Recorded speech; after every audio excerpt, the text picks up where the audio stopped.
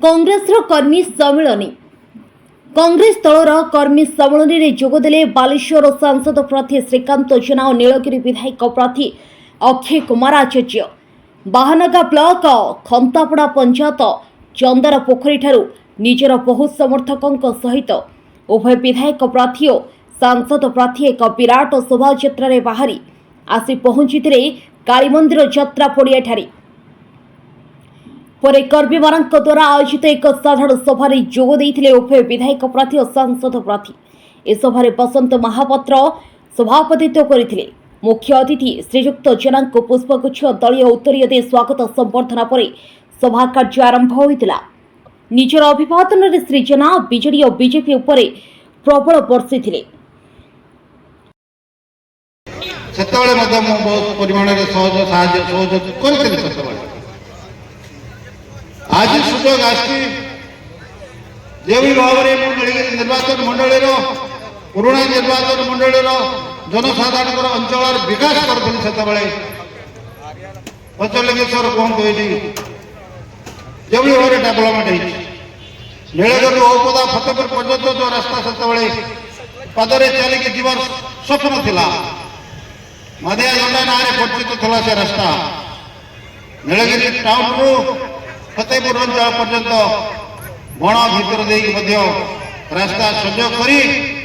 गमनागमन सुजोग आम सृष्टि कर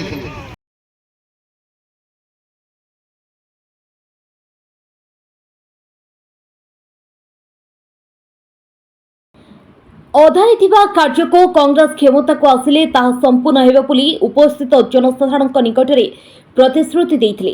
कार्यक्रम में कांग्रेस राज्य पर्यवेक्षक अभय छिदेद युवनेता आशिष पट्टनायक रंजन दास पणपणा सरपंच रमाकांत मलिक पूर्वतन सरपंच प्रदीप बेहेरा खंतापड़ा पूर्वतन सरपंच धर्मेन्द्र लाहा समेत बहु वरिष्ठ कांग्रेस नेता सहित मानी गुणे व्यक्ति उपस्थित थिबार देखा मिलता कहबार कि निर्वाचन होची लोके मत देवे लोकों निकट में आम प्रार्थी हिसाब से दल हिसाब से समस्त कथा रखिलु एवं मोर विश्वास खंतापड़ा एवं ए अंचल लोके सचेतन लोके शिक्षित लोके सबू कथा जानती कांग्रेस प्रति समर्थन आगुरी भी रही एवं भी रही बहु विपुल भोट रे कांग्रेस एठारू विजयी हम भल माहौल देखिली एवं खुशी कथा आज बहु लोक ये समागम होती कांग्रेस चिंताधारा तो ग्रहण कर कांग्रेस विकास चाहे विकास समस्त इच्छा एवं विकास द्वारा परिवर्तन हम कांग्रेस आसो ये जो मैंने विकास करना जनसाधारण निश्चित भाव में फिंग देवे किसी असुविधा नहीं आम विकास कार्यक्रम एवं बेकार समस्या समाधान विकास धारा एवं चाषीर जमी को जल केमी जोगाब इरिगेशन प्रोजेक्ट केमती करा से मुद्दा ये सब कार्यक्रम निश्चय रहा चाषीर उन्नति बेकार समस्या समाधान एवं विकास कार्यक्रम ये तीनोटी मुद्दा आम मान